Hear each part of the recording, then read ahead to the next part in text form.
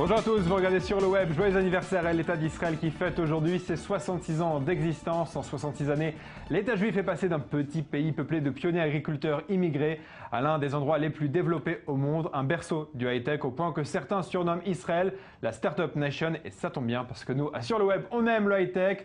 Soyez donc les bienvenus dans cette émission consacrée aux hautes technologies israéliennes. C'est parti. Israël, la nation start-up, peut se targuer d'un nombre impressionnant d'innovations dont ses citoyens sont à l'origine depuis 1948. Et en exclusivité sur i24 News, voici un top 10 des inventions israéliennes. Le Mobileye a été créé en 1999 par Amnon Shashua et Ziv Aviram. Pionnier mondial en la matière, le Mobileye est un système de direction pour automobiles qui alerte le conducteur en cas de danger imminent.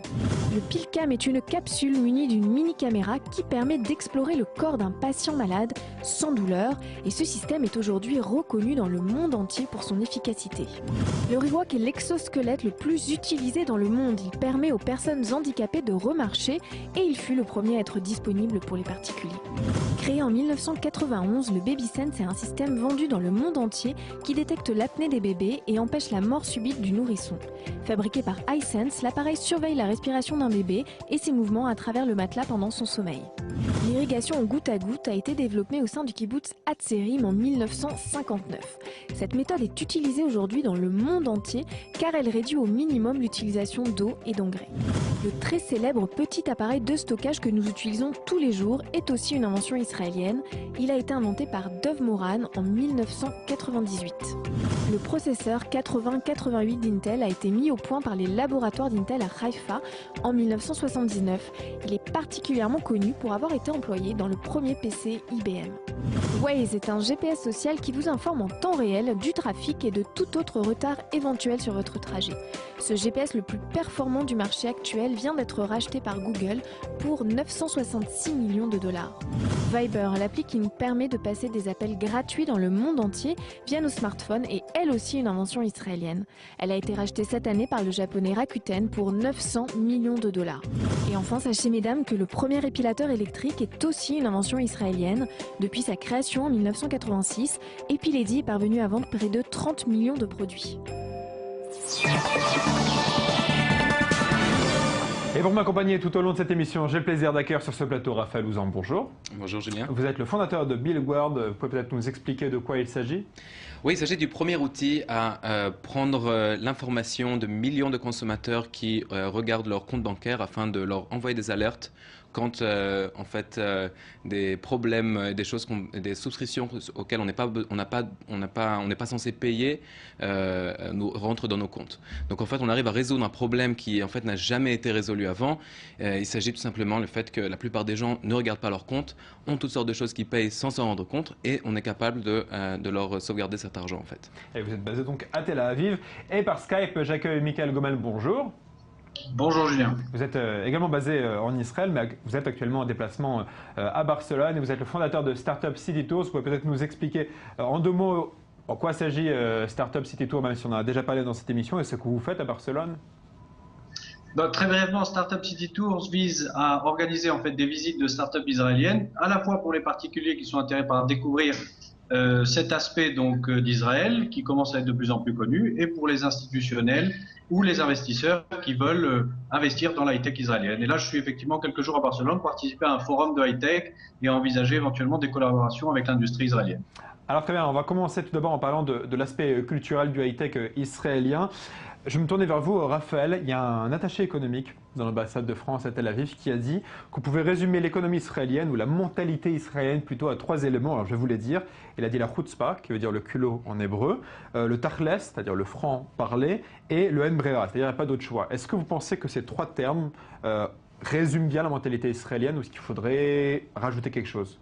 Je pense que vous expliquer de quoi il s'agit à chaque fois aussi, le culot, le franc-parler. Oui, tout à fait. Je pense que c'est assez juste. Il y a quelque chose qui est très très clair en voyant l'écosystème israélien, c'est que dans notre DNA, en fait, dans le sang des Israéliens, coule le besoin d'innover, le besoin de regarder autour de soi et de pas prendre ce qui existe comme quelque chose de donné. Et ça fait partie, et je pense que ça revient à l'histoire même d'Israël. Israël, finalement, c'est aussi une start-up. Ça fait pas très longtemps que ça a commencé. Beaucoup de problèmes, beaucoup de défis, une très belle équipe et beaucoup de potentiel. Donc je pense que ça commence par là. Et aussi, quand on regarde le pays et sa société, c'est très clair que c'est en construction.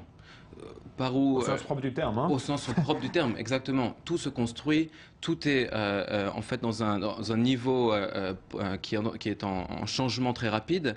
Et ça permet, contrairement à des pays qui sont bien plus protocolaires, qui ont existé depuis des centaines d'années, d'avoir une vue sur la société qui est bien plus souple. En fait. Mickaël, une question donc, sur ces trois termes, franc-parler, culot et il n'y a pas le choix. Est-ce que il ne faudrait pas prendre aussi en compte le fait que les Israéliens, comme l'a dit d'ailleurs Raphaël, doivent se surpasser parce qu'ils ont l'impression d'être sur une île et qu'il faut survivre, et il faut directement s'exporter. On dit qu'ils ont une mentalité un peu insulaire. Vous êtes d'accord avec ça? D'ailleurs, vous êtes en Europe. La preuve en est, c'est que vous êtes en Europe actuellement. Absolument. Moi, j'aurais rajouté deux termes qui, à mon sens, caractérisent aussi l'industrie israélienne et la volonté justement d'entreprendre. C'est le terme de bitsuist, c'est-à-dire les Israéliens sont des faiseurs, sont des doers. Et ils ne se contentent pas d'avoir des idées, ils les mettent en place et ils essaient de lancer véritablement des produits ensuite sur le marché. Et d'autre part, je pense que les Israéliens et les entrepreneurs israéliens ont une énorme capacité aussi de résilience qui, je pense, est intrinsèque au pays parce que le pays a dû se développer, a dû survivre dans des conditions souvent très précaires. Et on retrouve, comme le disait Raphaël, dans l'ADN en fait, des Israéliens et notamment des entrepreneurs israéliens, cette capacité de résistance en fait, dans un univers de précaire. En fait. Je pense que ces deux éléments participent aussi du succès de la high-tech israélienne aujourd'hui. Et je pense qu'on pourrait ajouter aussi qu'il y a une autre, c'est aussi par contrainte en fait. Au niveau du marché de l'emploi aujourd'hui, c'est très difficile de percer en Israël et en voyant que dans la plupart des secteurs, c'est difficile d'arriver après une carrière de 20 ans à pouvoir même acheter un appartement. Ouais. Beaucoup de gens rêvent de construire cette start-up qui va les rendre riches. On va en reparler de cette start-up qui va les rendre riches avec les exits dans quelques secondes. Mais avant ça, je voudrais parler de l'éducation d'Israël. Regardez tout d'abord cette vidéo qui devrait nous mettre dans l'ambiance. Elle nous vient du Technion, c'est l'équivalent de Polytechnique en Israël.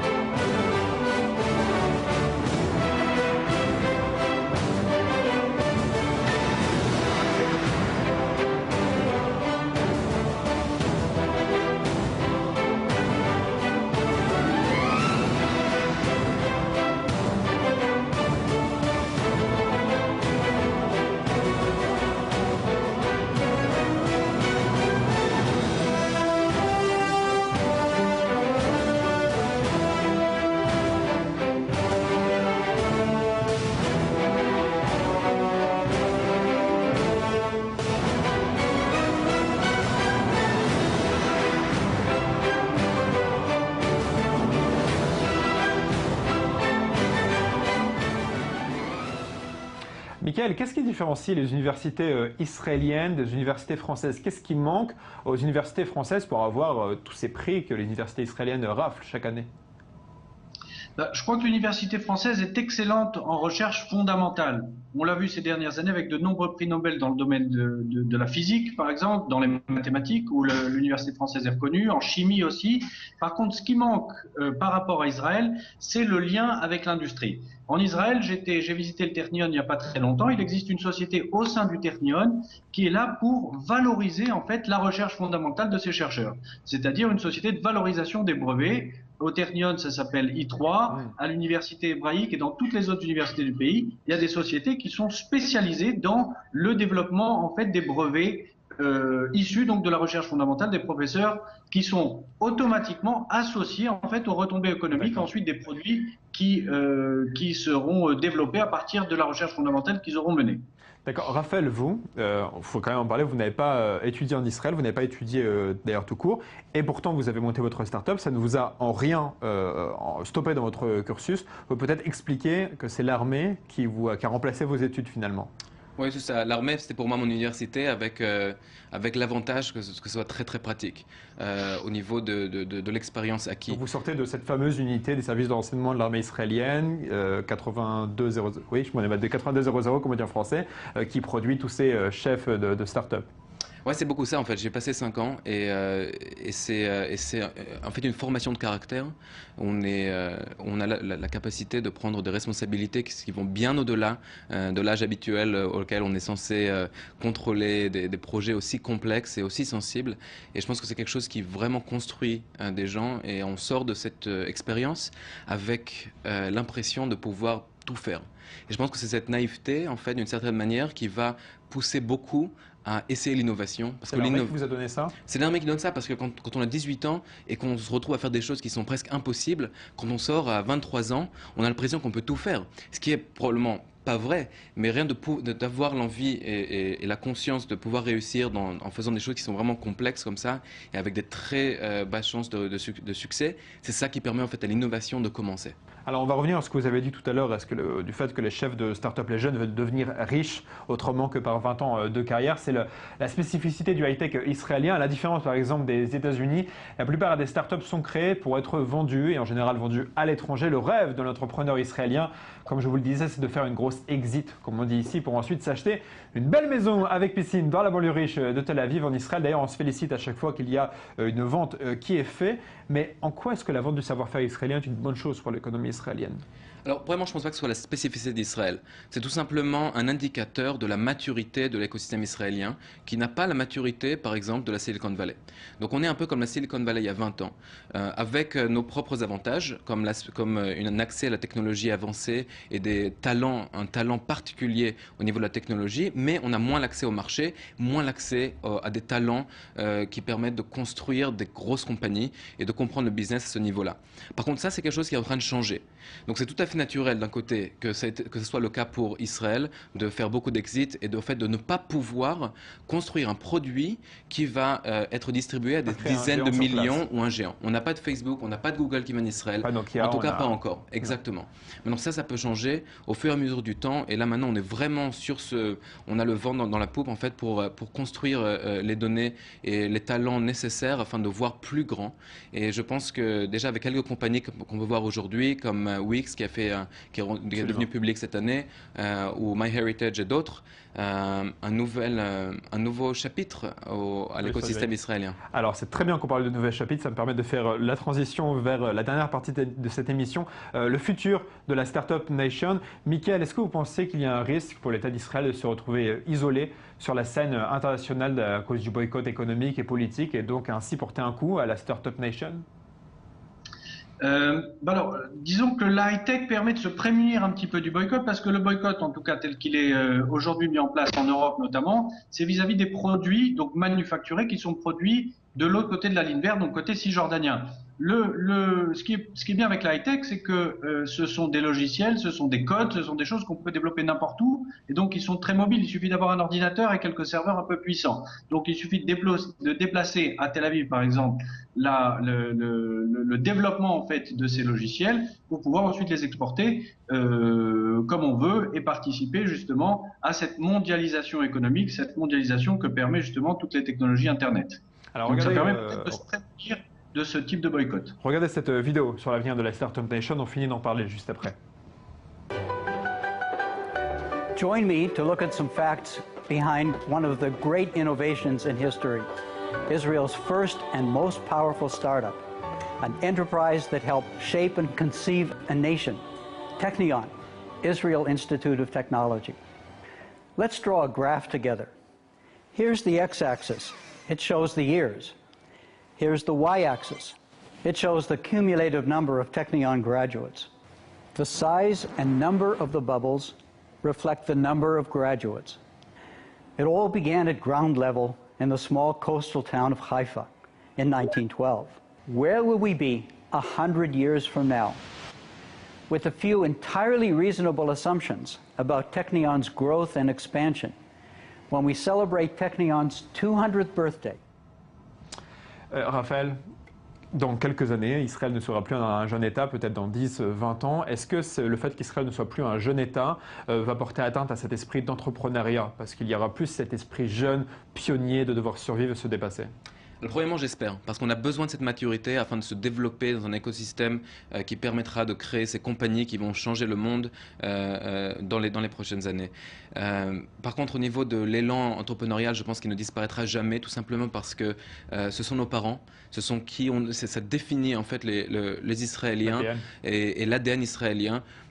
Du fait que la plupart des gens en Israël viennent justement des pays étrangers et ont dû refaire une vie, construire tout en Israël d'une manière qui demande beaucoup de courage. Et ce courage et cet esprit, je pense qu'il est vraiment à ses racines très profondément en Israël.